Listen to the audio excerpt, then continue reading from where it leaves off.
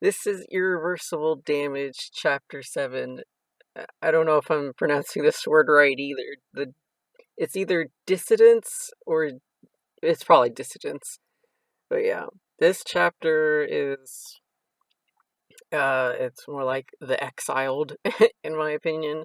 This one's on the big name psychiatrists, like really contributed to the whole gender dysphoria diagnosis and the DSM-5 and stuff.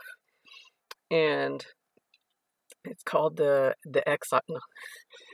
It's called the dissidents because the trans activists going to the politicians and stuff and going, "Wah, I don't like this," and the politicians are like, "You know what? You're right."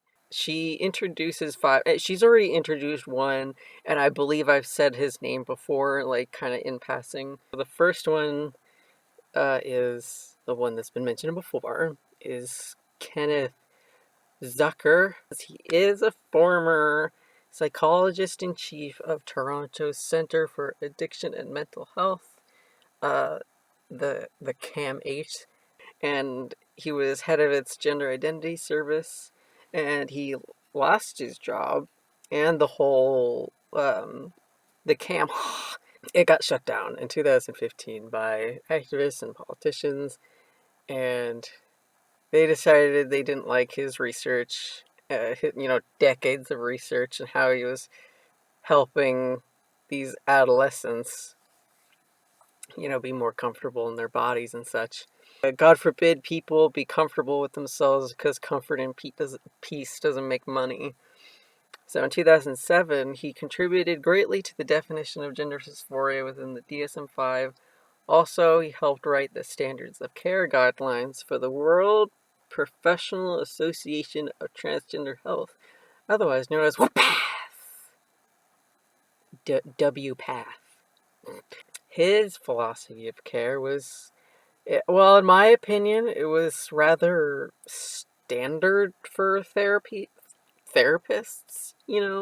It's just like evaluate the whole patient instead of just one little aspect of them. So his thoughts are, or his theory, and it's, pretty successful in its practice of the theory, is that it's not just gender dysphoria, being uncomfortable with one's birth sex.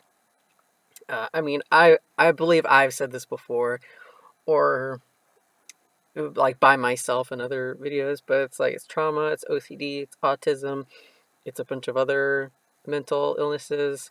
It's but this one I didn't realize was a thing until I read this chapter. It's longing to be closer to one's lost parent, and it's a longing to be loved. Gender dysphoria, I've realized, is a maladaptive coping mechanism built, I guess, for lack of a better word, by children who don't know how else to deal with loss. For me, it was my parents' divorce and gradual disappearance of my dad's presence in my life. Not a physical one, but like an emotional and kind of like psychological one. I decided, possibly as a teenager, that in order to be closer to the paternal love that I craved, because of his absence, I had to be male in order to like really connect with it. In the book, there's an example of one of Dr. Zucker's patients. It was a young boy. He desired to be a girl due to wanting to connect with his single mother who had briefly abandoned him to keep her from leaving again. The key thing about Dr. Zucker's approach to kids with gender dysphoria is that he never outright says, like the kid comes up to him, "Hey dog, I think I'm the opposite sex," and he goes, "That's hogwash. Let me give you a truck because you're a boy. Boys like trucks." Instead of like shoving trucks and Power Rangers and stuff into his little brain, he was like, "No, I'm gonna just take our time and listen to you without judgment." I think he took, kind of, in a way, gender out of the equation. He poses challenging questions, which a lot of us detransitioners would have loved to have had happen to us. One of the questions is like, well, this is a question that actually happened in one of his sessions. Is what if there really is no such thing as a male brain or female brain, and that seemed to like get some mental gears going for the patient at the time. And then other questions: what beliefs does the patient have about boys or girls? What did that person come to believe? Changing gender would lead to a happier life. And asking questions like these are important because it makes the recipient think more definitively about their beliefs. It's kind of like, I forget what it's called. One of the things I like about questions like these is that there's nothing accusatory about it. It's not like, you're doing this, you're wrong. It's like, he's not saying, you're doing this to yourself. When you don't have that accusatory language, if you ask questions about the third thing in the room, which number one is the patient, number two is the therapist, and number three is the beliefs and ideas that the patient has, and that's what Dr. Zucker and most therapists, not all apparently, but some of them will like grapple onto that third idea, and because they tackle the idea, they're not actually tackling the patient, which makes the patient feel a little bit safer in a way, and it doesn't make them think, oh, well, you're just attacking me right now, so I'm just going to shut down and do that thing that Will and Good Will Hunting does, and he just sits there silently and waits 2 hours until the session's over. Like, what I was saying with the the third thing in the room is the patient's beliefs and ideas. And the reason why therapists usually tend to tackle the third thing in the room, it's because um, Jordan Peterson said that people don't have ideas, ideas have people. Um, it's not your fault, but it is you. Like, you've grown up, and in this case, you got your coping mechanisms that are maladaptive, that you've basically learned from the actions of other people. And even though they're the patient's or your um, uh, coping, this is how you're coping with it, it's like, it's not really your fault that you had to go into these coping mechanisms. It is the fault of the other people who are abusing you in some way, or they've abandoned you, or they're neglecting you. Like, that's in some ways their fault. Of course, like, abuse is a cycle, so it's not just them. It's their parents, their grandparents, their history of abuse within the generations, and it like has come to a head with you, or you're going to perpetuate the cycle in any case. So it's not the patient's fault that this is what has gone on in their lives. So the therapist is looking at the abuse, the trauma, the ideas, the beliefs, what made them conclude to this. And it's not necessarily themselves, that's not them, because ideas aren't our identity. They're something that we just kind of collect in a bag that's not like made out of us, we just it's not that it was shiny and nice. It was just like, this'll work, I'm gonna put it in the bag, this sort of thing. And so the therapist goes like, okay, let's examine that bag, and we don't need this, we don't need this either. Actually, we don't really need many of these, but this one's good, keep this one. And then, of course, with therapy, you'd go like, this thing is good, so let's expand upon it and maybe make more. That's what he's doing. It was drawn out, but that's kind of the therapeutic process. I hope that made sense. But compare that to affirmative therapy, which looks at that bag that the patient has and says, I don't care what's in this bag. you are right and you know yourself. That's what it is. And it's like, when I was going to therapy, gender therapy, like that was kind of what she did. She didn't even like hold the bag. I had it in my hands and I was like, this is what happened to me. Ah, and I'm crying, you know. She didn't like grab and go, this is interesting. I wonder why this part led to why you want to be a guy. Huh? Like, she didn't even touch it. She was like, huh, well, what about have you seen Boys Don't Cry? I think you'd like that movie.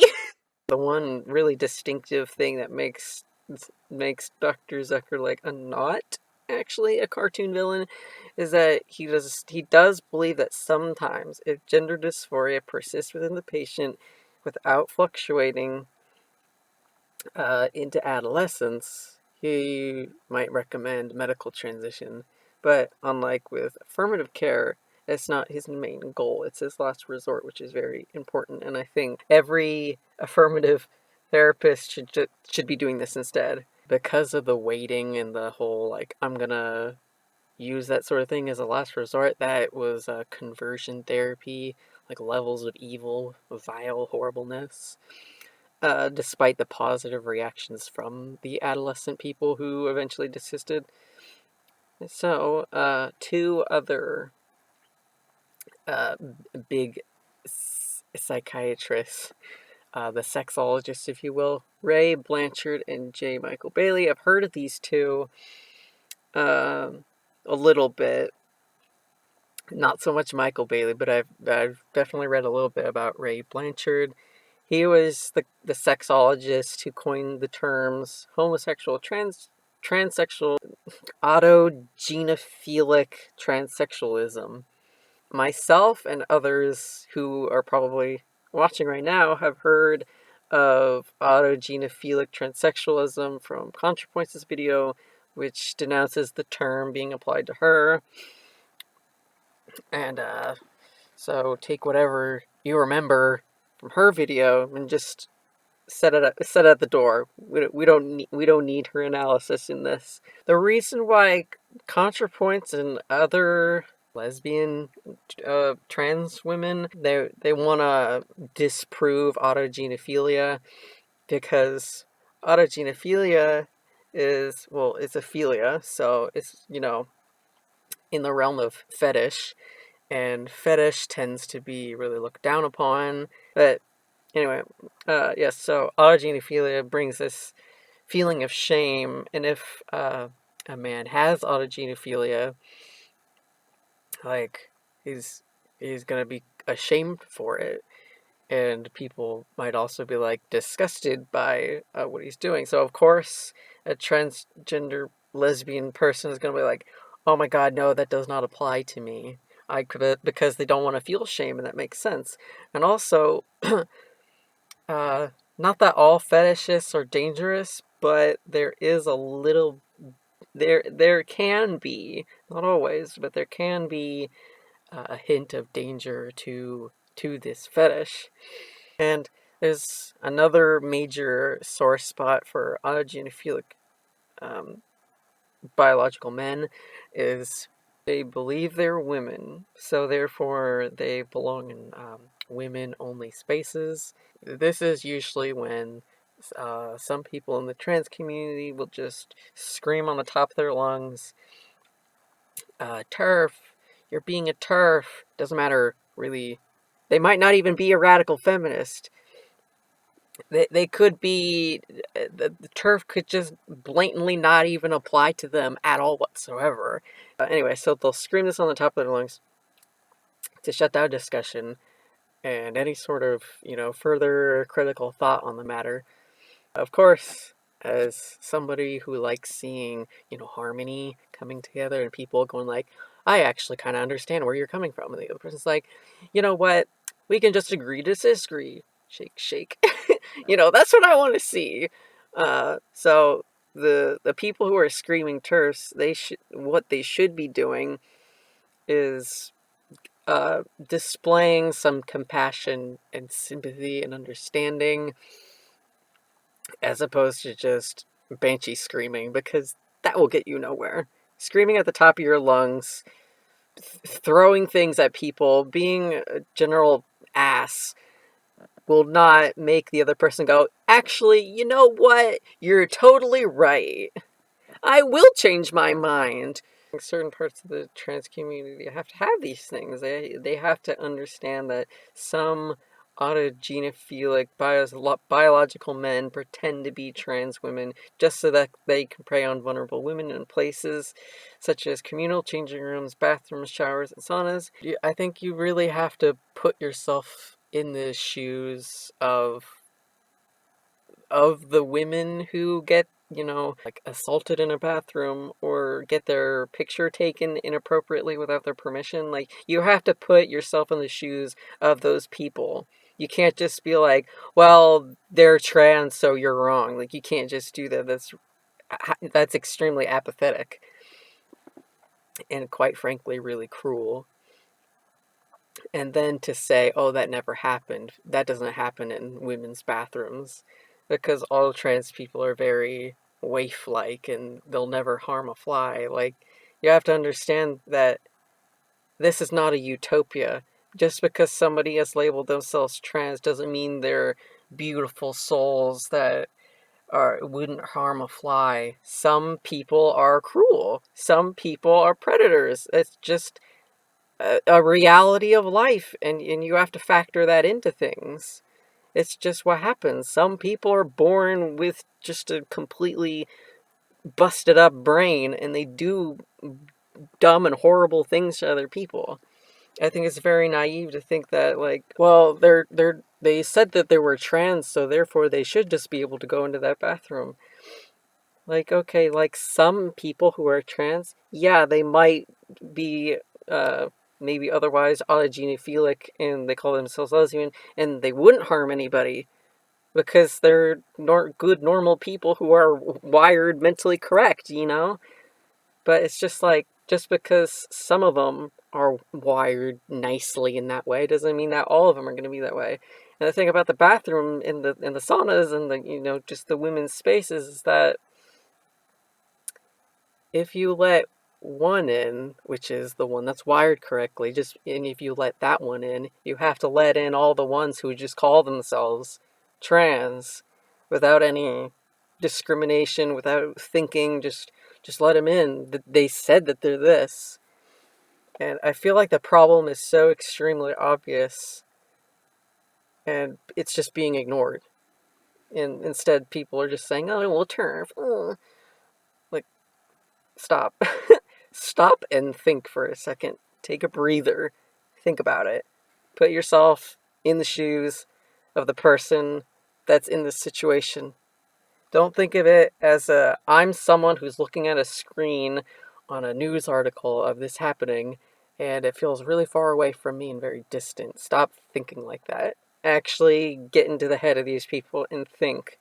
My comparison to this is that, like, what if you had your trans safe space or like your trans support group or something that all y'all like meet up in a space, and then some cis person came in and they're pretending to be trans, and then while some of them are like vulnerably in the bathroom, and then that cis person just comes in and starts taking like pictures that nobody consented to. Or what if they just started assaulting them? It's the same thing. Like, you would probably feel violated and invaded and tricked, and, unsafe, obviously, since there's no way to actually validate somebody's identity. You can't really just take the word of that person. Anyway, so uh, Blanchard, like Dr. Zucker, he believes sex reassignment surgery can be appropriate for some patients with gender dysphoria, and there has been some positive effects from the surgeries. However, he did not base it merely on the patient's demands. Quote, the last thing he wanted to do was approve surgery for someone who would later regret it. He creates a distinction with patients and their doctors. Physicians are not merchants. Shop owners live by the customer is always right, whereas the physician, however, trains to acquire a critical understanding of a patient's needs and not their wants. Quote, giving in to a patient's request is appropriate only when it coincides with his professional judgment, which, when it comes to affirmative therapy, that's what the therapists really are. Like I said in I believe it was the previous video, where it's just like therapy is just a hub of resources. His view on the adolescent girls who suddenly believe they are trans, he doesn't believe that they have gender dysphoria at all. One of them is internalized homophobia, and they will grow out of their sudden gender dysphoria, and they'll just realize, no, they're just gay, and then they'll just grow up to be a gay man or a lesbian woman, and then, Bob's your uncle, whatever. And so the second group, they have borderline personality disorder or some other type of mental illness, like OCD, as I said, and they falsely identify that as gender dysphoria, which, upon reading this chapter, that's what I think that I had. I think, like, I don't know. I might have had traits of. I will never say like, oh, I had this thing. Like, I think I had some little traits of borderline personality disorder, and I think those feelings that I had when I was a teenager, I mistook those as gender dysphoria. And, also with body dysmorphia as well. It's all like clamped into the mix. Anyway, in the case of these girls being influenced by their friend group, their school, or YouTube influencers, Blanchard points out that during the 1910s, transsexualism or gender dysphoria didn't pass from one person to another. Gender dysphoria developed independently from anyone else. Nobody influenced them to do it. Nobody really encouraged it. No one encouraged it at all, really. It just kind of happened to them. I'm aware it could be argued that with more awareness of transgender people, more people are understanding that they are trans, and this awareness helps them find who they are. I think in some ways this may be beneficial for those whose gender dysphoria persists long into adulthood, but I think it's otherwise dangerous for the people who really, really shouldn't have their hands on such information, like myself. And also, the predators that I was talking about before, and just, the other teenage girls who are just very impressionable. Dr. Michael Bailey is, I guess, I believe he's like, he wrote about Blanchard's work, which like popularized his work. I said that very poorly, but you know what I mean. So I guess upon looking at Blanchard's work and stuff, his conclusion on the matter is that these girls have taken on a false belief system and mistaken identity, which I agree with, and I think that's what happened to me. He believes that gender dysphoria is basically the new multiple personality disorder / dissociative identity disorder. You can look that one up yourself. Which is another maladaptive coping mechanism for trauma and abuse. He claims that it's young women convincing themselves of their symptoms, much like how someone will want to believe they have some physical ailment due to, like myself, hypochondria, which it's I used to have it more strongly when I was younger, but now it's lesser so. So it's very psychosomatic. This is, of course, to say that while their distress is very real and valid, and they do need alleviation and help, the self-diagnosis is completely baseless, and treating their self-diagnosis, that problem that they believe that they have, will not actually get them any kind of alleviation. And this can be said, this whole sentence that I just said, it can be applied to everybody who is listed here. This is what they all believe in. So, moving on to the next psychotherapist. the non-affirmative psychotherapist Lisa Marchiano. Sounds like a coffee beverage. So Marchiano is a Jungian analyst, a social worker, and a widely published author.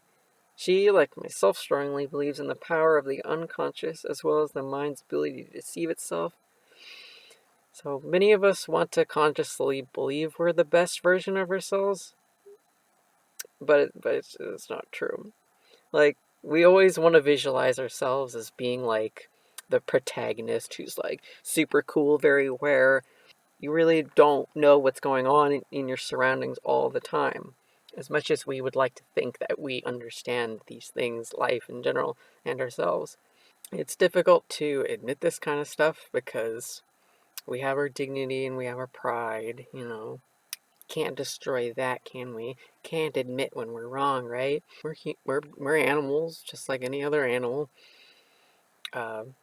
We're very subject to seduction and illusion and lies.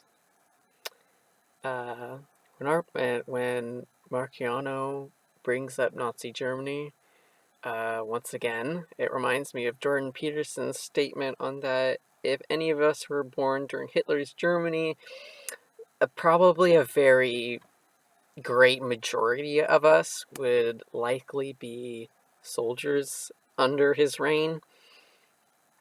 And, you know, even if we don't want to believe consciously, as, you know, well, probably most of us watching, I know my audience is mostly American, but some Canadians as well, like, we are very privileged where we are, and we were on the other side of the war, right? So we shouldn't be anything like them, but, like, and we would never stoop so low and so evil and blah, blah, but it's just like, I hate to be a little political, I won't, like, name any names or anything, but with, like, the violence that's currently going on in pretty, like, major cities and stuff, and the censorship going on in America. I don't know about Canada, but definitely in America, I'd say we're pretty on par with the propaganda of Nazi Germany, in my opinion, from what I can tell.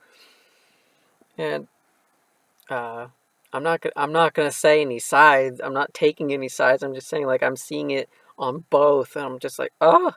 But see, like, the point is, every all of us are capable of being very violent and just off our rockers crazy. All of us are capable of this madness. That's my point. Even if we don't want to believe it, because I'm always composed. I know everything. I know that I would never do that because I'm a nice person. But it's like, no. I like it when she points out that in order for another person to believe someone has a certain unheard of ailment, the distressed person has to apply it to an already established and understood concept. That's how one convinces the self of legitimacy of said ailment. So Edward Shorter, so he developed this concept, not much as a syndrome, but he developed the concept of symptom pools, which is a, quote, list of culturally acceptable ways of manifesting distress that lead to recognized disorders. An example pulled is in Hong Kong in 1994. Local media widely publicized the story of a girl whose tragic death was caused by anorexia nervosa. Suddenly, an outbreak of girls presenting with symptoms followed. It wasn't that Hong Kong had never experienced self-starvation before 1994. It was simply that when anorexia became a culturally agreed upon expression of internal distress, did it become widespread. Now, I'm not going to pretend I fully understand that. I hope that whoever is watching, they kind of get it.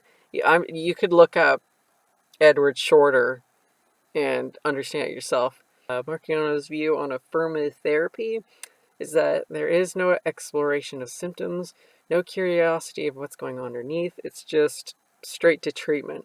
There's no therapy at all whatsoever. I like when she says, quote, "If I work with someone who's really suicidal because his wife left him, I don't call up the wife and say, 'Hey, you have to come back. That's all you got to do.' That's not the way we treat suicide. We don't treat suicide by giving people exactly what they want. We treat suicide, first of all, by keeping people safe and by helping them to become more resilient." End quote. Giving in to the demands of the gender dysphoric patient in this case, by face value, is not a way to make the patient stronger. As people, we need to grapple with the fact that we can't always get what we want, and we often need to simply work with what we have because loss is a fact of life. So why then is there such a push toward gender-affirming therapists being considered being the good guys, whereas these other psychologists and stuff, they're deemed the bad, evil ones? Marchione's answer is simple. Quote, "You cannot let yourself imagine that it might be a mistake, because then you'd have to accept the fact that you'd be participating in something truly awful," unquote. And this pride is similar to the detransitioner. It's very difficult to admit that you're wrong. And I have spoken about that as well. It's hard to just be like, I invested so much into this identity. It's really hard for me, I guess, in this case, to be like, you know what? I was wrong, and everybody around me was right. It's really hard to admit that. When it comes to peddling the idea that suicide is more likely to occur with transgender people, the truly awful thing about it is that it's been used as emotional blackmail to parents, doctors, and politicians in order for activists to get their way. The parents, doctors, and politicians who take on the blackmail as their own propagate suicidality, and by doing so, they all contribute to the symptom pool. Therefore, suicide is more likely to occur. When it comes to adolescence, it is a long and arduous process of self-discovery, as we've already mentioned before, and they are striving for independence. It hit really close to home when Marchiano said, quote, "The thing about the trans identity is that it kind of does double duty because it allows you to separate from your parents. Like, I'm so different from my mom that I'm not even female. Ooh, I'm so edgy." Yeah. like what I was saying before earlier in this video, I didn't have much trust in my mom after her divorce. Because of her inability to understand my intense, tumultuous emotions, I didn't see any value in womanhood. And there's more details to it than that. But why would I want to be anything like her? She couldn't be the mom that I wanted. It was clear to me that she couldn't follow her own advice, seeing as how her life wasn't all that in a bag of chips. Why should I follow someone's lead if they can't even manage their own life? That's pretty much kind of what subconsciously was going in my mind at the time.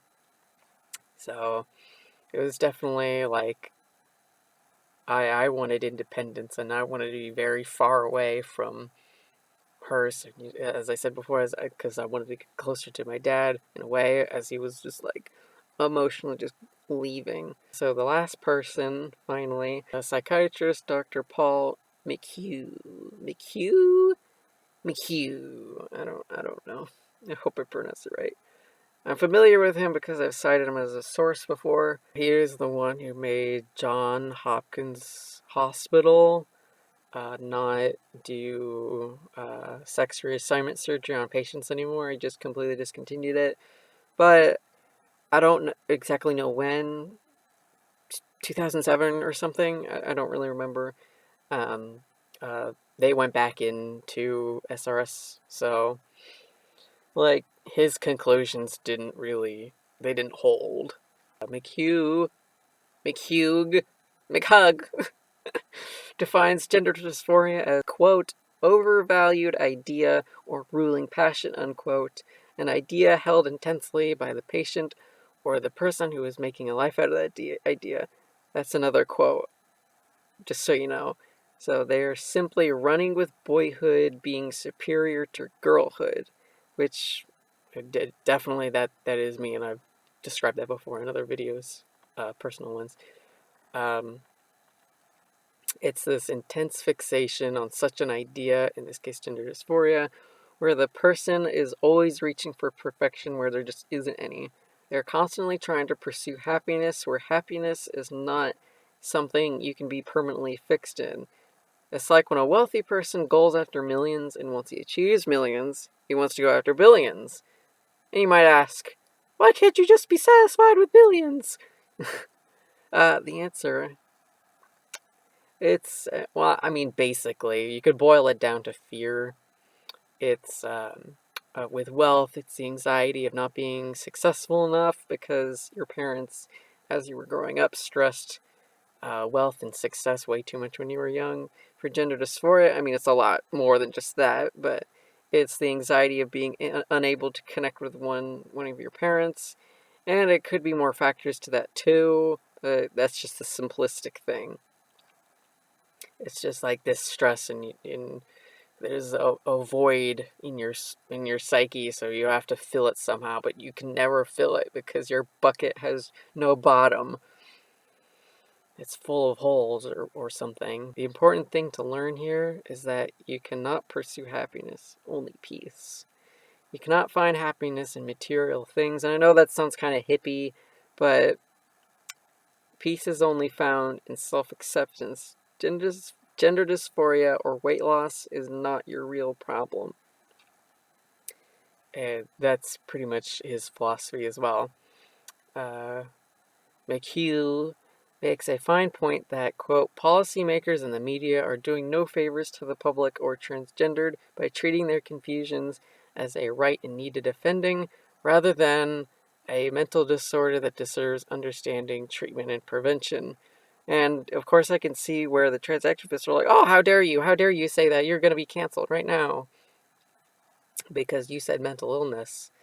And it's like, you're ignoring the part where he says you need understanding. These people need, to be heard. They do need to find their peace. They need help.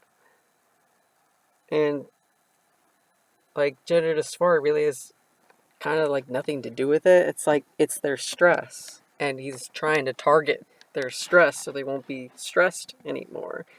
And don't we all want to be at peace, any way that we can, whatever method that is? I would say that clearly he cares about the mental well-being of the transgender people, but for activists, he's only met with anger because, as expressed before, prevention is considered conversion therapy.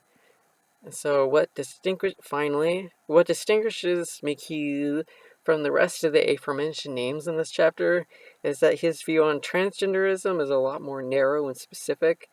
So the tricky thing about sex reassignment surgery is that doctors have no way of knowing who exactly will benefit from such surgeries, and for that it's just too risky. Even though he is aware that some patients' lives do improve after sex reassignment surgery, there's plenty of evidence toward the opposite reaction. Because the thing about gender dysphoria, ultimately, in his view, is that, I'm gonna probably butcher this word, but it's iatrogenic, which is a Greek word meaning brought on by the healer.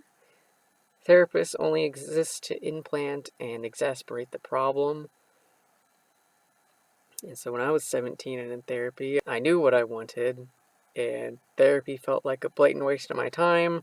Finally, in conclusion, most of these psychiatrists agree that medical transitioning can potentially help a person with gender dysphoria. However, affirmative therapy does nothing for the patient, and it really disables therapists from doing their job. Personally, I do agree the most with McHugh, because if I were the surgeon in a case like this, I'd feel the immense pressure of removing and rearranging someone's body parts, and then them waking up, and within months of their healing and stuff, they strongly dislike their own decision and experiencing regret and loss. I believe that all these psychiatrists deserve to be heard because their intentions aren't evil, as much as some people want to believe. They want what's best for the patient, and a cautious approach is the best method, despite what immediate satisfaction has to say. So that's it. I'm gonna see you next week. Hopefully the same time again. We'll see. Anyway, so goodbye. Hope that was enlightening.